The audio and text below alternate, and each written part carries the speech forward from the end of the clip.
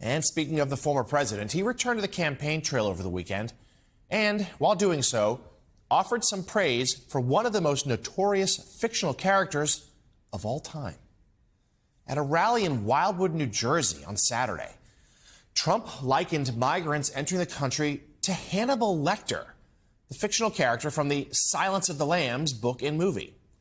It's a comparison he's been making over the past year, but unlike previous occasions, Trump lauded the serial killer, a cannibal, mind you, while talking to that crowd in New Jersey. Silence of the Lambs. Has anyone ever seen The Silence of the Lambs? The late, great Hannibal Lecter is a wonderful man. He oftentimes would have a friend for dinner. Remember the last scene? Excuse me, I'm about to have a friend for dinner as this poor doctor walked by. I'm about to have a friend for dinner, but Hannibal Lecter, congratulations, the late, great Hannibal Lecter. Trump drew a big crowd there in New Jersey, but still a safely blue state. Meanwhile, President Biden spent part of his weekend on the West Coast, raising millions for his re-election bid. At a private fundraiser in Washington state on Saturday, just outside Seattle, Biden ramped up his attacks on Trump, telling donors this: "It's clear that when he lost in 2020, something snapped in him. He's not only obsessed with losing in 2020, he's clearly unhinged. Just listen to what he's telling people." The president was also in the Bay Area raising money over the weekend, and the Biden campaign announced he'll be returning to the West Coast next month for a star-studded fundraiser in Los Angeles.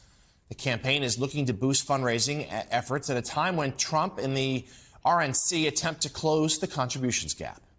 A-list guests expected to attend the event include former President Barack Obama and then the actors George Clooney and Julia Roberts.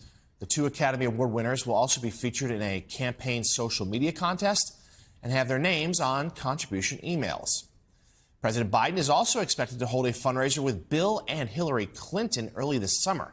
That's according to a source familiar with their plans, telling NBC News. Joining us now, White House reporter for the Associated Press, Darlene Superville. Darlene, good morning. Thanks for starting us off this morning.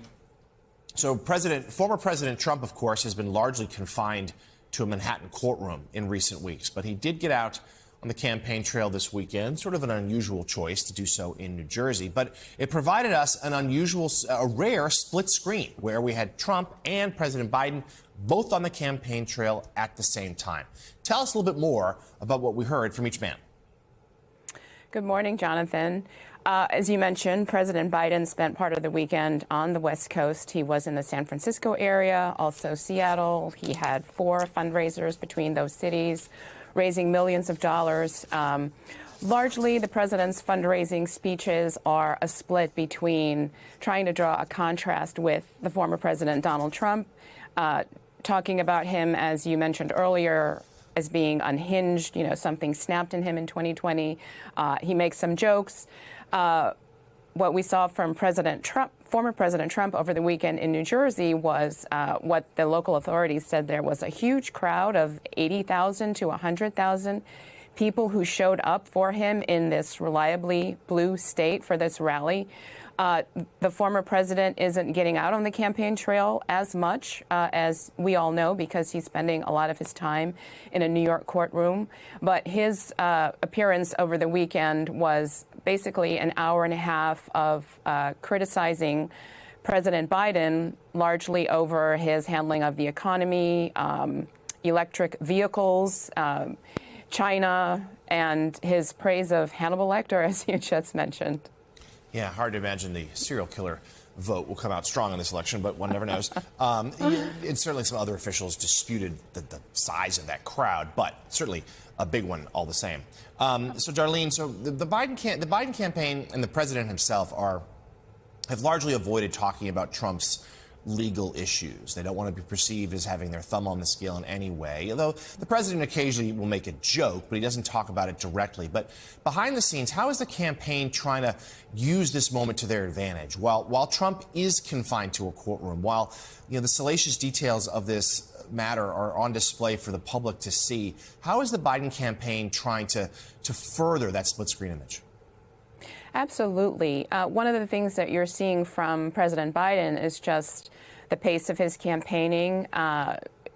With former President Trump stuck in a courtroom, the playing field or the campaign field is largely Biden's to take advantage of. And you're seeing the president trying to do that with the trip over the weekend to the West Coast. He has some more campaigning coming up this weekend. Basically, every week, we'll see this split screen with the former president in a courtroom and President Biden out somewhere in the country talking about what he's doing and how awful he thinks it would be if the former president is reelected, that sort of thing. So that's one of the ways they're trying to take advantage of it. And of course, the other way they're trying to take advantage of it is also through the fundraising. Right now, President Biden does have a bit of a cash advantage over the former president, and that's something they would like to maintain and build upon. And so we're also seeing that as another way that they're trying to capitalize on the situation. And as you note in your reporting, trying to remind Americans just what the Trump term was like. It seems like so many voters have forgotten at least parts of it. Thank you so much for starting us off this morning. White House reporter for the AP, Darlene Superville. Good to see you.